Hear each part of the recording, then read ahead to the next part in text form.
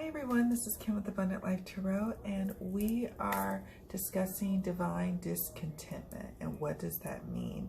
And I plan to break it up in short videos to discuss it so you understand when I refer to this term in our Facebook group or maybe in a future blog post or or maybe you hear it in a video, you'll know what I'm talking about. And more importantly, you will recognize what it is in your own life and what it means generally speaking when you start to feel divine discontentment.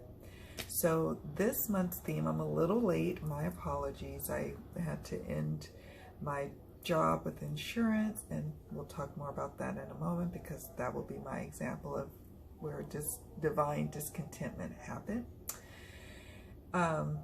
So my apologies for being a little late. So what we're going to do is work with divine discontentment for the full month of July, even though we're almost halfway into July. It's July 9th that I'm recording this right now, and go into August. So that's going to be our mega theme for July and then August, and then we'll pick up with the themes that I have going forward that I've already picked out.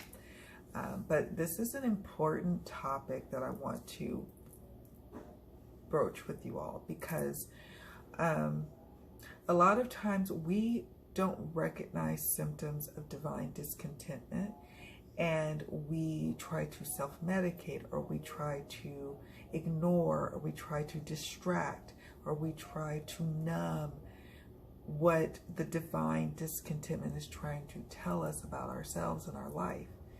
And to the point where we get to a certain point where we cannot ignore it anymore. So I just want to help you on your own personal journeys when you start to recognize in your life and you're like, aha, I kind of remember Kim from Abundant Life Tarot talking about that. And then you'll be like, this is some of the things that she suggested that she did for herself when she experiences divine discontentment. So let's just dig on into it. So this will be officially the first part. And the first part we are discussing is, what is divine discontentment? And I remember I heard this term and I was like, oh my gosh, this makes so much sense. Whether you are spiritually inclined or you are not, whether you go to church or you don't, you know when there's like this certain kind of like this angst inside of you that you can't quite put your finger on. And at first it starts small. You don't even recognize it in your life. And then all of a sudden things start to get a little bit more bothersome to you. Whether it's at work, whether it's in a relationship, a friendship, a situation, a living situation, you just start to feel something, and it just grows and grows and grows to the point where you're like, I can't ignore this anymore. Like if you take the example of a living situation, maybe you have a roommate, and living with your roommate initially was the greatest thing. It was easy for you, both of you. You enjoyed it. You loved it. It worked for you. And nothing really irked you. And then all of a sudden, one day, your roommate uses up all the toilet paper in the guest bathroom that you all share, and continuously starts to do that. Now, this used to not bother you before, but now it's starting to get on your nerves. And then you start to nitpick, and that starts to get on your roommate's nerves. And things start to kind of build up where you're like, I don't really like necessarily living with this person anymore, or really living here anymore. And you hadn't really given much thought to your goals that you set forth maybe a long time ago, where you may have wanted to start saving to buy your own home, or buy your own, to live on your own. You just thought that that was something far, far away. And it was an intention you really loved and cozied up with, but you got a roommate because you needed to and you had to. And so when you got that roommate, it felt good. The romance period, though they call it the honeymoon phase, was awesome. You all cooked meals together, you hung out together, you gave each other space when needed. It was the perfect situation, but over time, over the years, it started to crowd you. And that is that divine discontentment. That spirit, if you believe, or that over time, if you're not spiritually inclined, you start to feel something inside of you, a shift that is triggering. It's something bigger than you at this point. Your subconscious, your connection to spirit is saying, I don't want to do this anymore. This doesn't feel good. And if you start to resist what is starting to come up, what happens is you start to have more issues that come up with that resistance. You start to maybe fall ill all the time. You start to get into conflicts. You start to become depressed and anxiety filled. You start to constantly have money issues. It just starts manifesting in different ways. Symptoms of you resisting this divine discontentment that's trying to help guide you and shift you to where you next need to be. Now, some people act right away on when they start to feel divine discontentment in their life. They start to move quickly to a solution to change things in their life, while others don't. Many of us don't.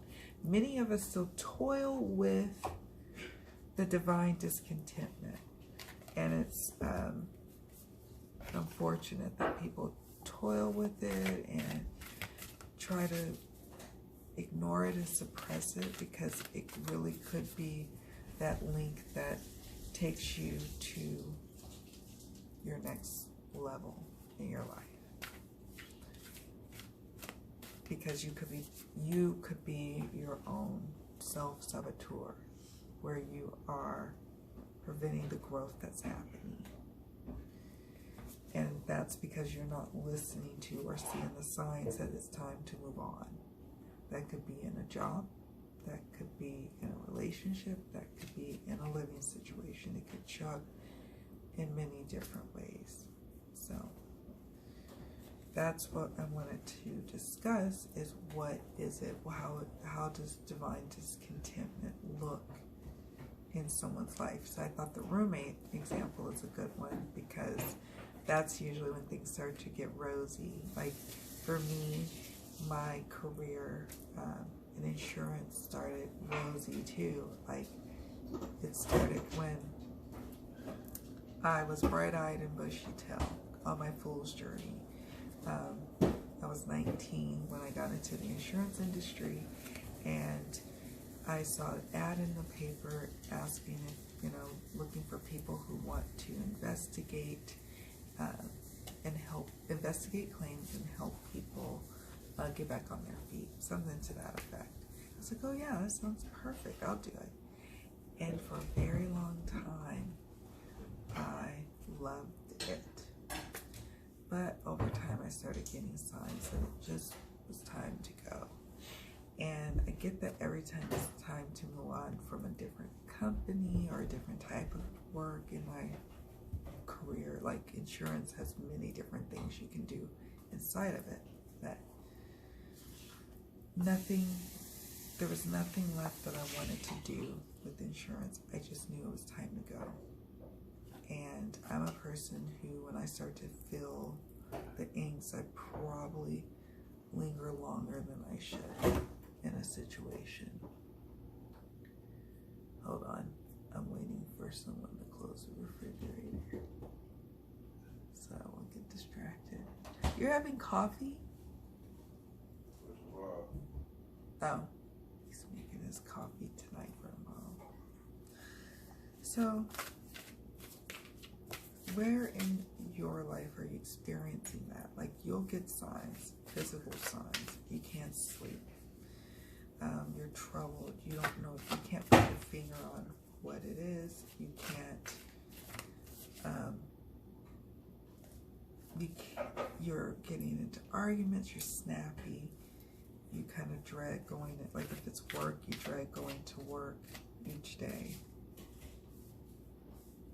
And the thought of staying another year, another month even, is too much. So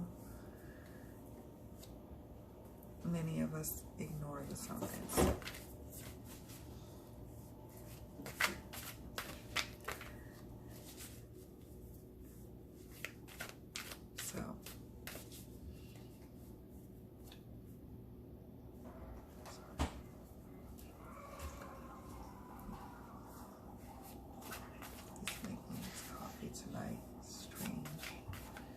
Anyway, so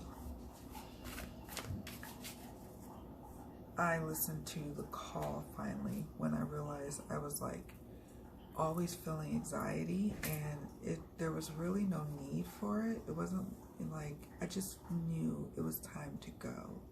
And it was almost a loud voice inside my head saying, you need to go now.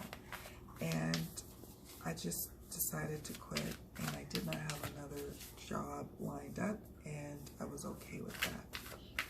And it all worked out in the end. I have multiple job offers coming to me. Sometimes it's a little much to feel so blessed and happy and loved and desired, you know, like, and wanted. It's like, oh, wow. But I wouldn't have known that had I not had the divine discontentment. There's no way that I could have stayed in the insurance industry any longer. I was ready to go.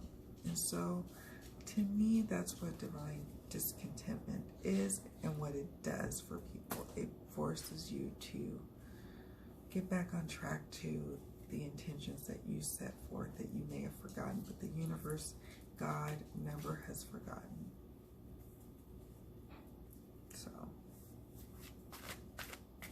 we'll explore in part 2.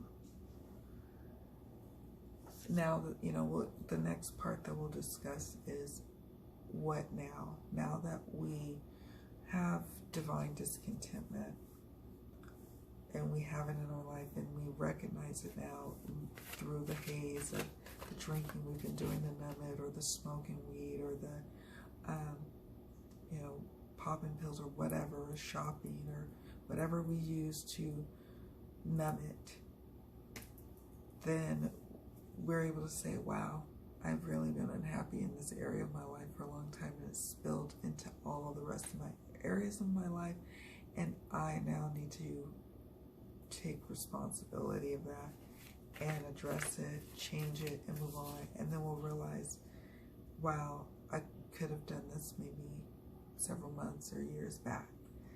No, don't look at it like that. Look at it like you're here now, and you're going to do it now. This is, your power is in the now, not in the past. You weren't ready in the past, so don't worry about the past. So we'll look at part 2 as in, now what? And then part 3 is the other side. After you identified it, that you have some divine discontentment in an area of your life, then part 2 will look at, what do you do now? How do you navigate through it? What do you do to what? Get to part 3, which is the other side, where you're now happy again, you're living your life, but recognizing that transformation is always at hand, and this is just another lesson in how you can do it with a little more ease and grace each time you come up to a point where you have to transition and transform. I'm trying to shuffle a card to see if the Spirit would just give us a little, like, oracle card here. The divine discontentment. Oh, 2 cards. So, transient and reincarnation. And so, yeah, transient, making a change, and reincarnation is saying that this is something that happens with or without your input. This is going to happen, and the transient says Would you rather be on the side of just resistance all the time and causing a bunch of problems for yourself? You can do that. Or would you rather be on the path of least resistance and go with the flow with this transient in your life? Because it's something bigger than you, something you asked for a long time ago, and you may have forgotten that you set this intention, and now it's in the works. And don't be afraid that it's in the works. So, yeah, it's cool. These are the two cards that jumped. I like when that happens. This is the Illuminated Earth Oracle. All right, guys, tune in for part 2 on the Now What.